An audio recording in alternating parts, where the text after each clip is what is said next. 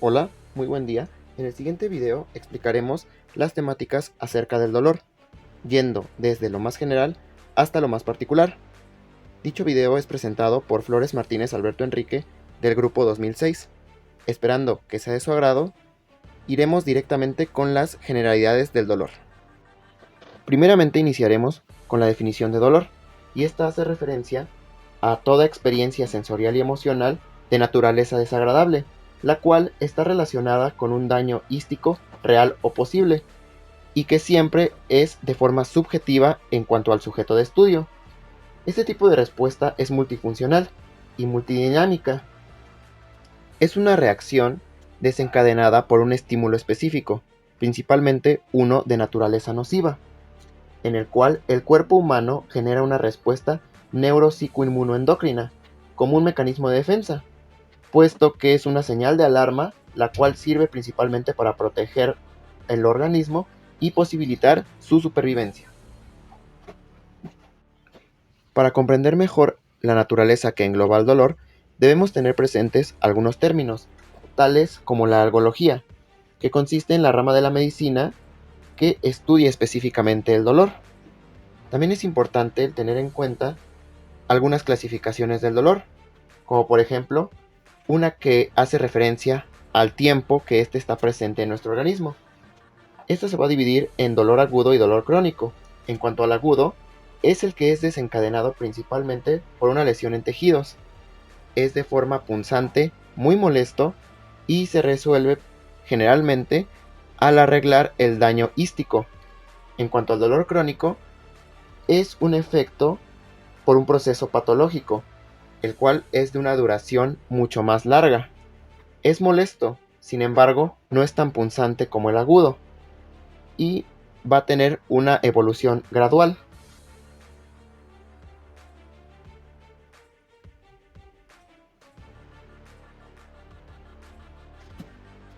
A lo largo de nuestro cuerpo habrá estructuras nerviosas que estarán localizadas en sitios específicos y que tendrán la función de detectar única y exclusivamente estímulos dolorosos.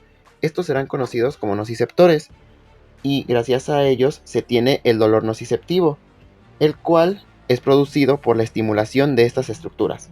Este se va a dividir en somático y visceral. En cuanto al somático, es el que se localiza principalmente en piel, músculos, huesos y articulaciones, y se divide en superficial, el cual va a ser en la piel y mucosas, y el profundo, el cual será en huesos, articulaciones y músculos. Este será de un tipo de dolor bien localizado. En cuanto al visceral, será originado en vísceras y órganos. Este tipo de dolor será difuso y mal localizado, y tendrá efectos secundarios tales como la inquietud, sudoración, palidez, náuseas y vómitos, entre algunas otras como isquemia, hipoxia e inflamación.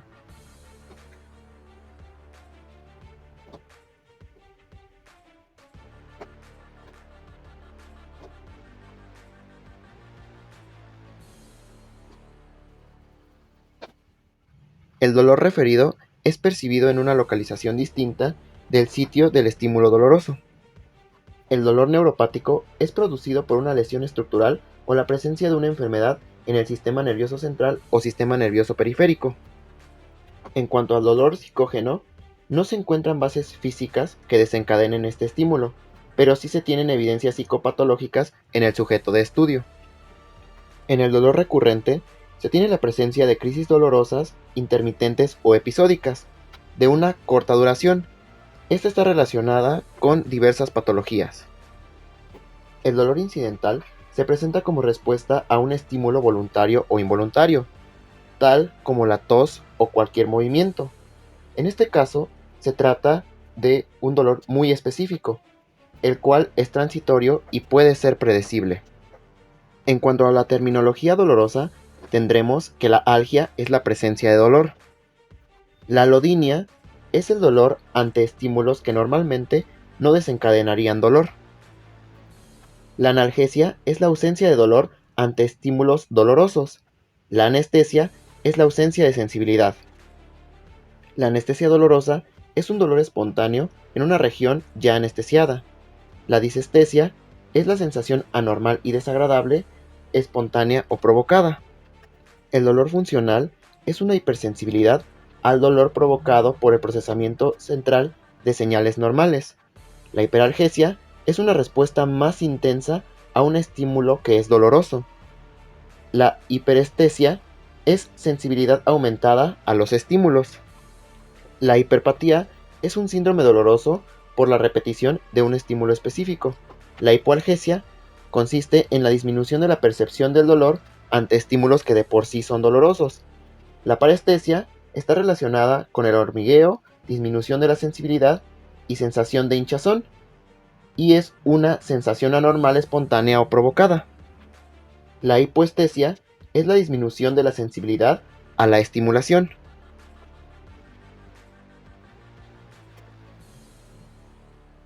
El umbral del dolor se considerará como el nivel mínimo de intensidad para que un estímulo sea percibido como doloroso más del 50% de las veces.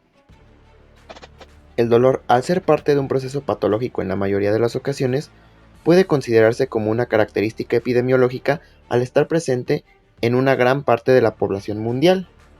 Por ejemplo, el 30% de la población refiere un dolor en los últimos días, tomando en cuenta principalmente que los días no laborados es donde hay mayor presencia de esta característica. 33% de las personas que sufren dolor tienen problemas familiares. El dolor más común es el de las piernas, teniendo un 23%, seguido del dolor de cabeza con 20% y en tercer lugar se encuentra el dolor de espalda con un 12%. La frecuencia del dolor aumenta con la edad, para ser exactos un 42%. En cuanto al dolor crónico, lo presenta un 25 al 40% de la población que actualmente refiere dolor. Y en la mayoría de los casos que se presenta un dolor por más de 7 años, se presenta depresión. Claramente el grupo de edad que más presenta dolor son los adultos mayores, refiriendo que un 41% de la población presenta dolor en los últimos días. Y en cuanto a la comparación de hombres y mujeres, la mujer es quien más problemas relacionados a dolor presenta. A lo largo de la historia, el dolor ha tenido varias interpretaciones, yendo desde las más sencillas por traumatismos hasta las más complejas, teniendo orígenes místico-religiosos atribuidas a enfermedades que no podían verse por simple vista. Por ejemplo, en la Biblia hebrea, Ilak lo relaciona con el castigo y el pecado, por lo que si no quería sentir dolor, debía seguir al pie de la letra los mandamientos religiosos. En 1596, Descartes plantea el dolor como un mecanismo de defensa y el tratarlo era una interferencia y un problema para el diagnóstico, siendo uno de los planteamientos más racionales inicialmente. En 1803 se aisló la morfina del opio, la salicina del sauce, que tras 44 años daría lugar a uno de los analgésicos más importantes, la aspirina.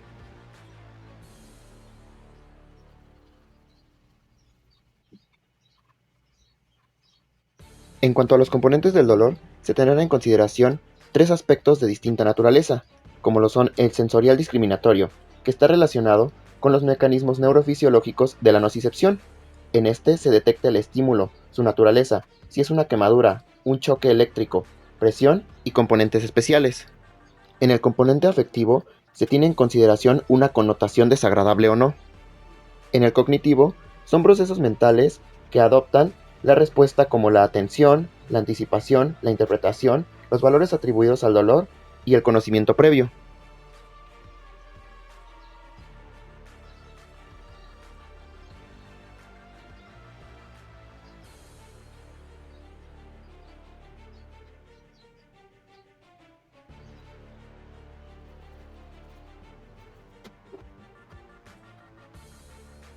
Las causas del dolor siempre han sido un cuestionamiento en la comunidad científica. Por ejemplo, en 1894, la teoría de la especificidad habla que el dolor es generado por los receptores específicos que transportan hacia el cerebro la información del dolor, como si fueran una especie de cuerdas que vibran al ser estimuladas. En 1955, la teoría del patrón periférico considera que el dolor es provocado por un exceso de estimulación periférica que produce un patrón de impulsos nerviosos interpretados centralmente como dolor. Son los patrones especiales y temporales de impulsos nerviosos que controlan la conducción del dolor más que las rutas de transmisión. En 1965, la teoría de la compuerta afirma que los estímulos no dolorosos cierran las puertas al estímulo doloroso, evitando que la sensación dolorosa viaje al sistema nervioso central. Por lo tanto, la estimulación no nociva es capaz de suprimir el dolor.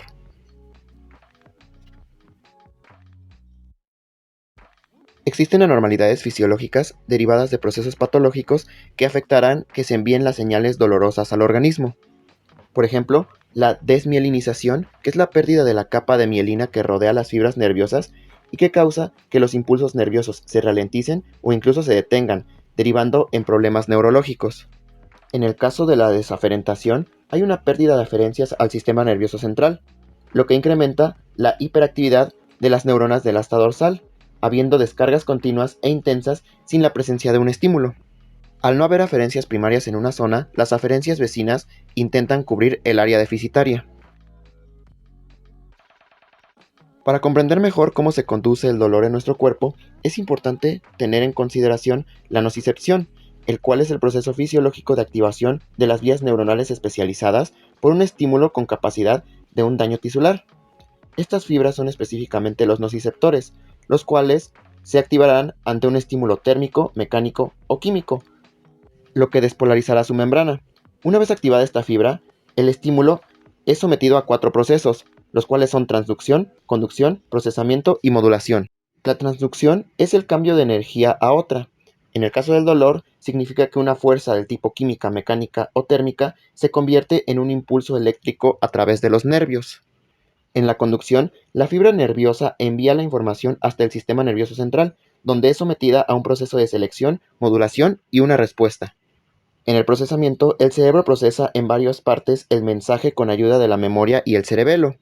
Por último, en la modulación, el sistema nervioso central envía mensajes al sistema periférico para modular el mensaje doloroso.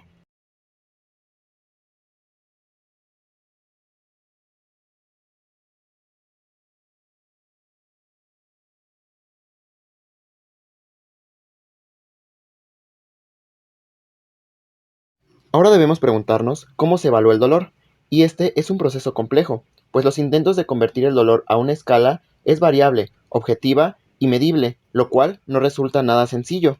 El dolor es difícil de verbalizar, puesto que hay problemas de lenguaje. No se puede medir, pues cada característica del dolor es bastante subjetiva. En cuanto a la evaluación verbal, se realiza con la historia clínica del paciente, y principalmente será con la información que proporciona el sujeto. En esta se busca el origen del dolor según el paciente, la duración, la intensidad, mientras más severo, más complicado será de tratar, numerosos cuadros dolorosos, provocación o disminución del dolor, factores agravantes y aliviantes, características si este es sordo, profundo o superficial, nociceptivo, opresivo o punzante, características neuropáticas y si este es radiante.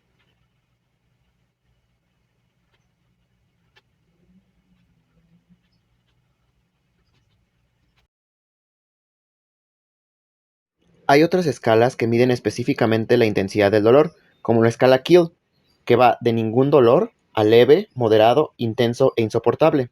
Escala Melzack, que va de leve, incómodo, penoso, horrible y agudísimo. Y la escala numérica de Downey, que va del 0 al 10 o del 0 al 100, y que mientras menor sea el número, mayor ausencia de dolor habrá. La escala analógica visual EVA es una línea de 10 centímetros en la cual en cada extremo se sitúa un rango inexistente y en el otro el máximo de dolor posible. En este caso gradualmente se van a posicionar 0 ningún dolor, 3 leve, 5 moderado, 7 intenso y 10 insoportable. En cuanto a la escala de grises, es una escala de blanco a negro donde se le pide al paciente que identifique su dolor con la tonalidad, siendo blanco ningún dolor y negro el máximo dolor.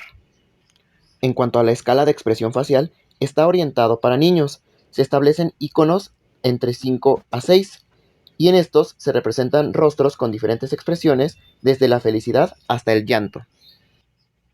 El cuestionario del dolor McHill, complejo, tardado y reproducible, toma en cuenta la historia clínica, en donde se engloban los datos del paciente, los antecedentes, diagnósticos y tratamientos previos. A esto también se aúna la intensidad del dolor en una escala numérica, su localización y características que miden el funcionamiento físico, el rol social, salud mental, emocional, autoestima, seguimiento de funciones laborales, sueño, entre otras. El círculo vicioso del dolor es un esquema que nos permite darnos cuenta el cómo afecta el dolor crónico al organismo y que está íntimamente relacionado con el estado anímico del paciente. En este se toma en cuenta la resistencia física en declinación, el aumento de cansancio, el aumento de dolor crónico, el aumento de inactividad, el aumento del aislamiento social, el aumento de la ansiedad, y todos estos factores conllevarán a la depresión del paciente.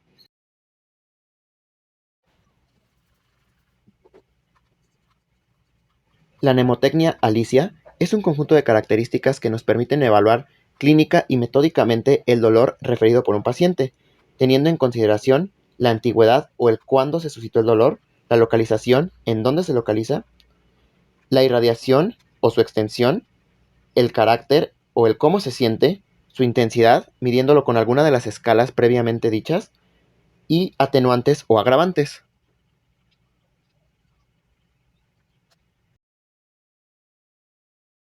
El decálogo del dolor es un conjunto de normas médicas y éticas que nos permite tratar de la forma más profesionalmente el dolor referido por un paciente. En ellas se encuentran: 1. No se juzga, se comprende. 2. No se censura, se evalúa. 3. No es un síntoma, es una enfermedad. 4. No es un estímulo, es una percepción. 5. No se ignora, se atiende. 6. No se mira, se observa. 7. No se recrimina, se mesura. 8. No se minimiza, se afronta. 9. No se sufre, se previene. Y 10. No se silencia, se comunica.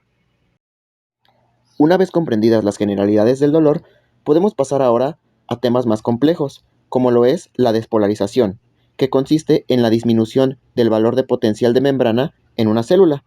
El potencial es la diferencia entre dos magnitudes. El potencial de membrana de una neurona en reposo es de 70 milivolts. Dicho potencial negativo se genera por la bomba de sodio-potasio que extrae en forma activa 3 iones de sodio al interior hacia el exterior e introduce 2 iones de potasio, consumiendo un ATP. También intervienen los canales de potasio que abren en la fase de repolarización. Como resultado, se tiene que el exterior de la célula es más rico en sodio y cloro, y hay más potasio en el interior de la propia célula.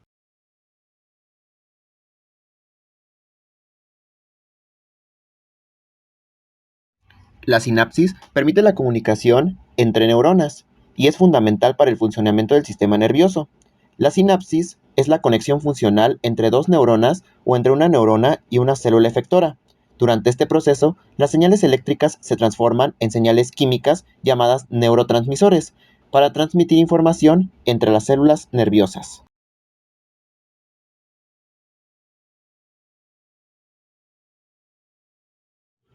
En los axones mielínicos, la conducción saltatoria es el proceso por el que los potenciales de acción parecen saltar a lo largo del axón, de una zona no aislada a otra, también conocidos como nodos de Rambier. Este sistema incrementa la velocidad de conducción sin tener que aumentar el diámetro del axón.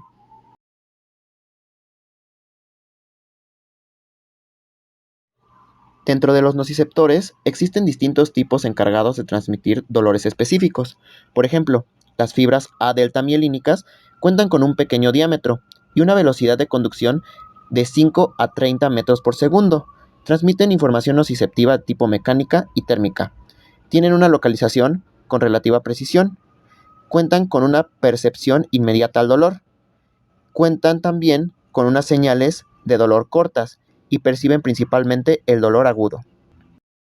Por otro lado, las fibras C amielínicas tienen un diámetro muy reducido. Cuentan con una conducción lenta de entre 0.5 a 2 metros por segundo. Son polimodales y se activan por varios estímulos. Brindan una sensación del dolor mal localizado, lento y crónico. Existen sustancias específicas que hacen posibles la emisión de señales entre una neurona y otra, tales como lo son la sustancia P, que consiste en un químico que transmite señales dentro del sistema nervioso. Cuando se produce una lesión o daño en los tejidos, las terminaciones nerviosas en esa área liberan sustancia P. Esta sustancia ayuda a transmitir señales de dolor desde el sitio de la lesión hasta el sistema nervioso central, específicamente a través de la médula espinal hasta el cerebro. El neurotransmisor GABA es un inhibidor en el sistema nervioso central. Su función principal es inhibir o reducir la actividad de las neuronas en el cerebro y como resultado tiene un efecto calmante y relajante en el sistema nervioso. En cuanto al glutamato, tiene un efecto excitatorio en el sistema nervioso central y desempeña un papel fundamental en la transmisión de señales neuronales. Aunque el glutamato en sí mismo no está directamente relacionado con la percepción del dolor, su papel en la excitación neuronal puede influir en los procesos de dolor y sensibilización del dolor. En cuanto a la acetilcolina, en el sistema nervioso periférico juega un papel fundamental en la transmisión de señales entre neuronas y las fibras musculares en la unión neuromuscular. Esta función es esencial para el movimiento muscular. Pasando ahora a términos de sensibilización, la sensibilización periférica implica la reducción del umbral de descarga del nociceptor. Este cambio se puede dar por respuesta al daño tisular, lo que lleva a la activación de mastocitos, linfocitos y plaquetas. A esto se le conoce como sopa inflamatoria. Esta sopa aumenta los canales de sodio en el nociceptor. El cambio a nivel del umbral lo hace más positivo, tanto así que genera fenómenos de hiperalgesia, dolor espontáneo y alodinia.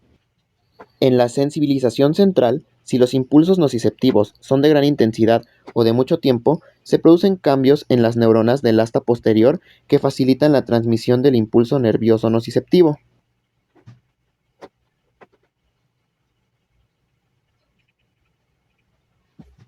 A lo largo del recorrido de un estímulo nociceptivo, el cuerpo tendrá diversas estructuras que permitirán su regulación.